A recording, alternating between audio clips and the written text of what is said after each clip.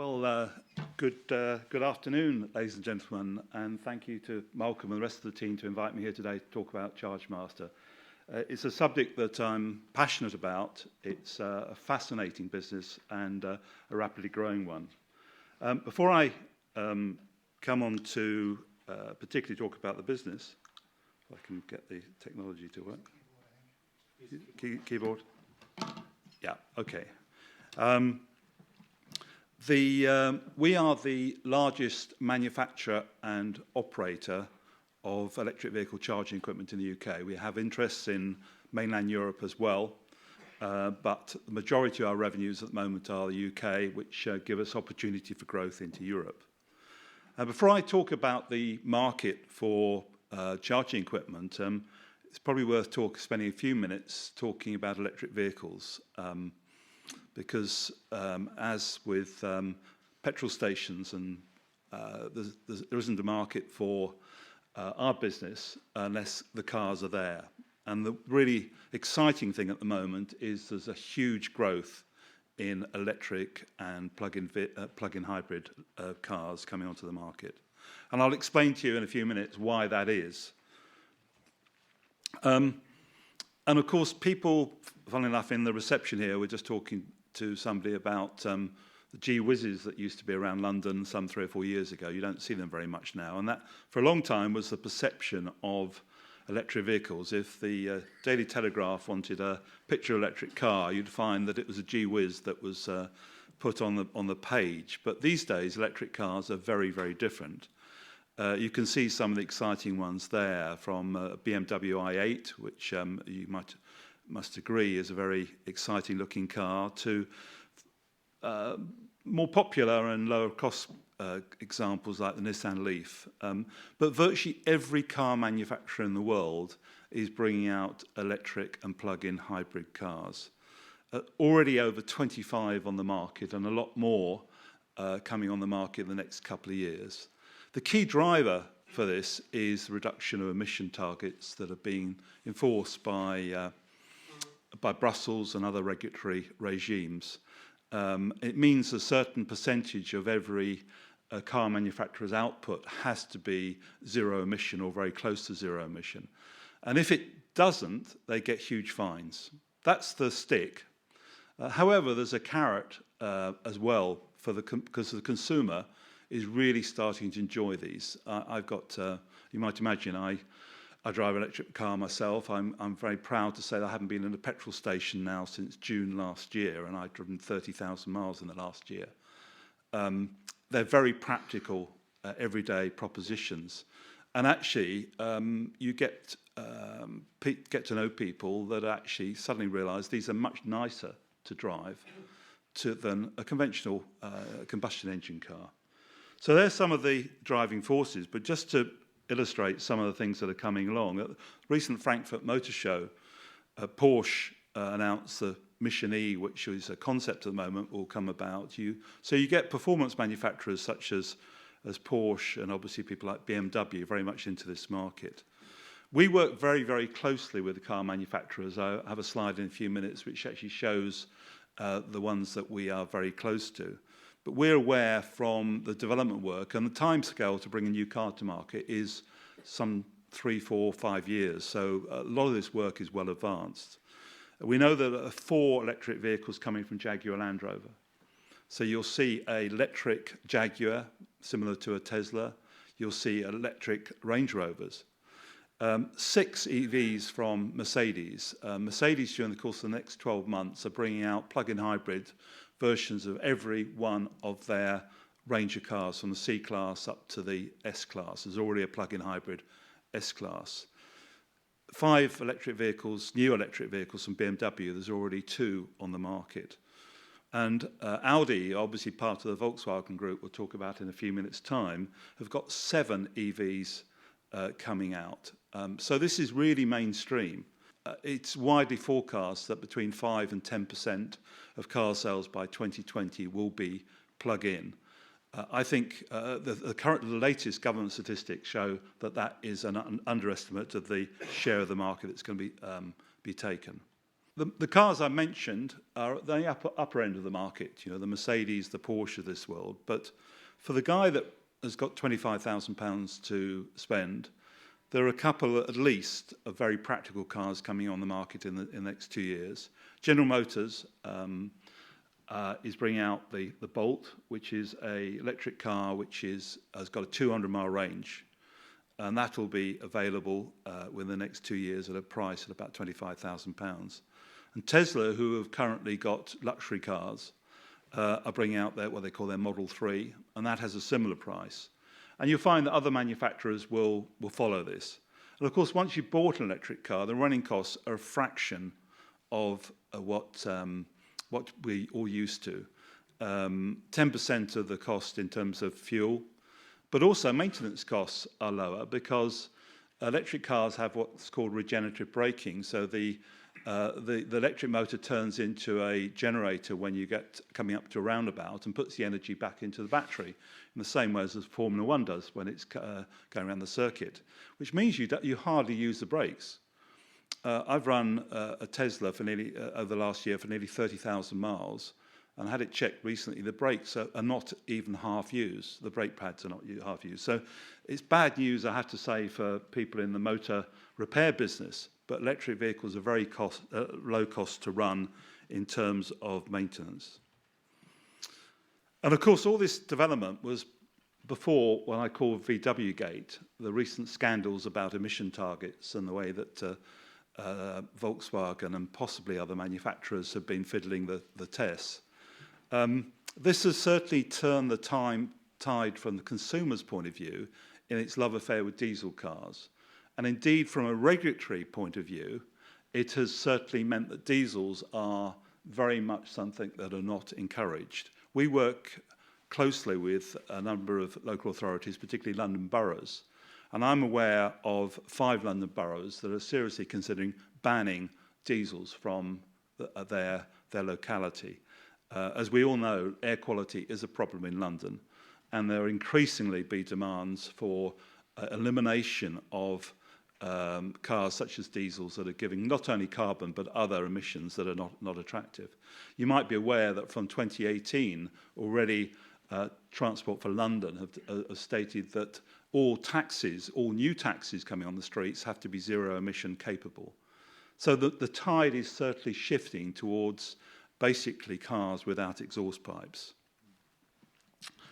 So where does that leave us? Well, I painted the picture of a lot of cars coming on the road. They need infrastructure to charge them. And as Malcolm mentioned, I've got a background of providing infrastructure for working with government and working with energy companies.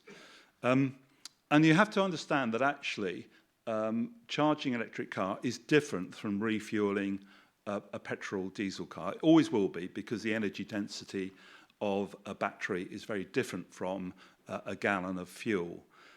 It's more like charging your mobile phone. You get into the practice of plugging in your mobile phone and your car each night or at work.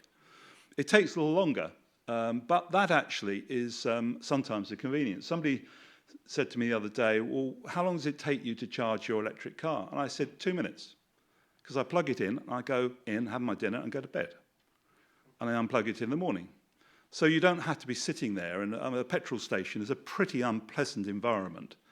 And as I mentioned, I'm very pleased not to have to go in petrol stations. But it does mean that you need a lot of charging points. You have a charging point at home, and there's currently a government scheme to help you with that. But you often have a charge point in the workplace and public places and obviously car dealerships and so on.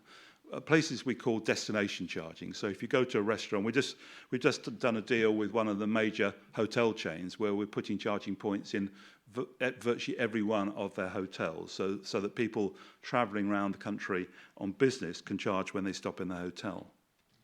But it does mean that there's a lot of charging points needed. We have a rule of thumb assuming that actually every car that's sold, there's an opportunity to sell 2 charging points. And we design, manufacture. Actually, at our factory at Luton, we're very proud that we have a facility to do manufacturing It's a very good environment in this country, I believe, to do that kind of thing. And we build domestic charging units, like the one you see on the Nissan Leaf. It's a charge at home. We actually manufacture about 1,000 of these a month. Workplace, that particular one is actually in a Waitrose shop, store, or public charging on the street, and you probably see the charging points on the street around London. But we're also leading the field in terms of new technologies. We work closely with car manufacturers to find out what their needs are, because obviously we can only provide charging equipment if it actually works with all the car manufacturers. And there's two areas it's worthwhile just mentioning. One is rapid charging. In September, we launched our own rapid charger, which we call Ultracharger. You see it in the picture at the bottom left-hand corner there with a BMW i3. And that charges in 20 minutes, electric car, and will be sited alongside motorways and trunk roads and so on. We also have a partnership with American company Qualcomm to provide wireless charging, and many people are familiar with wireless charging for mobile phones. It's exactly the same concept. It's providing through an inductive field charging without having a cable. And last week we announced that we've been appointed the charging infrastructure provider of Formula E, which many people will be aware is the international electric vehicle circuit equivalent to Formula One. So within 4 years, you'll be able to buy a car that doesn't have a cable. You'll be able to take it home, put it in your garage. It might be a BMW or Jaguar, Mercedes. We know all these companies are working on this. And so you park it in the evening, and you don't have to get the cable out of the boot. It charges overnight without having to plug a cable in. Obviously, it makes it extremely convenient. We're also very heavily into domestic charging, as I mentioned. Charging at home is one of the key places that are most convenient to charge your car, for the reason I mentioned a few minutes ago, that people go to bed at night, and often you can have low-cost electricity on a nighttime tariff. And those manufacturers you see there are the ones that we have been designated to work with to be their provider, normally their sole provider, of domestic wall boxes. And as I mentioned, we're manufacturing about 1,000 of these and installing close to 600 ourselves with our own teams of electricians. You get £700 from the government to have a wall box, a home charging unit installed, and we have something like 80% of the UK market, but we export the units to about 6 European countries. We also have a second aspect of our business. We not only sell the hardware, but we operate it. If you remember on the first slide, I mentioned we were operators. The hardware business is pretty attractive because we design, manufacture our own products. We make a good gross margin, and we believe that that is sustainable. We make over a 40% margin on the hardware, and we focus on quality. We're ISO 9001 registered, and we have returns of less than 3 out of every 1,000 units sold.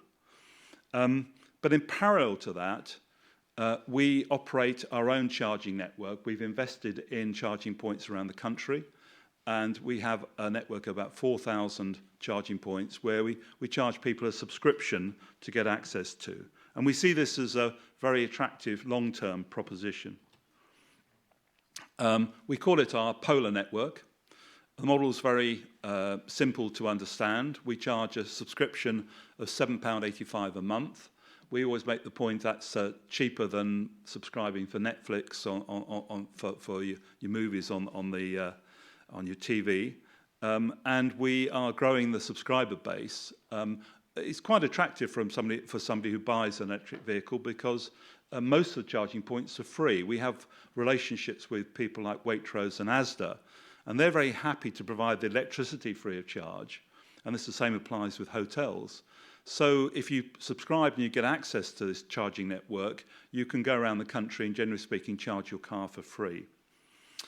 So our model is to build that subscriber base over the next decade. And of course, if you have such a network, the barriers of entry for competitors are pretty strong. You've only got to look at something like the Sky TV model. It's never easy to build a subscription business, but once you have done it, it's an attractive model. And it can be very profitable because from that £7.85 per month, we have very little indirect operating costs. Well, in terms of where we are as a business, Berenguer invested in our business last year, and we think it's gone very well so far. We find them very good partners. Malcolm sits on our board and gives us some very good advice. And we have grown rapidly, as you can see, over the last 18 months.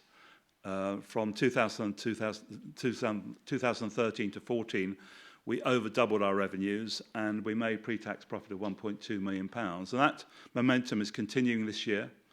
I don't think we can assume we can double revenues every year, but it is a growing market, and we're number one in that market. We're very fortunate also that we're sitting on cash because we're cash generative. We also have, as well as Berenguer, we have BMW and Qualcomm as shareholders as well, so we have some good trade partners. We're included in the Sunday Times Tech Track 100 growth companies this year. I think it's being announced very shortly. And last year, and the challenge on these things is always to be nominated, to be in that position at least 2 years, because obviously the more you grow, the harder it is to keep that growth going. And as I mentioned, we are the partner for Formula E, which is very high profile. We're visiting 10 cities across the globe, and part of the project is jointly we market legacy charging at each of the cities to promote the use of electric vehicles in those cities. So that's our trading. To summarise and to conclude, we are in a very strong position in our market. It's a growing market, and I've got a lot of experience in running growth businesses, and never before been in a situation where we've been the number one player in a market that's growing very rapidly. And that's why we find it very, very exciting. We're profitable. We were looking at, we're fairly unusual in our industry to be profitable, but we're very focused on profitability. We run a pretty tight ship. We were looking recently for a potential acquisition opportunity in Europe, and we got a consultancy firm to look at potential targets. And one of the criteria we set was that any acquisition needed to be profitable or being very close to profitable, as well as being number one or number two player in their market. And they couldn't find any similar company that was profitable. I think this comes from tight control of overheads and focus on revenue. We have a strong management team. Some of my colleagues from Trafficmaster joined me, including my technical director. So we have a lot of experience within the company, and we're passionate about it. I get home at 7:30 at night, and my wife says, you know, why didn't you come home early? I said, well, there's at least 8 people in the office still working, and I certainly don't want to be leaving them before they leave. So we're very passionate about growing the market. And one of the exciting things that I believe is the opportunity to grow a recurring revenue model going forward, which I think places a very exciting valuation of the business looking ahead. Thank you for listening to me, and thank you for attending today.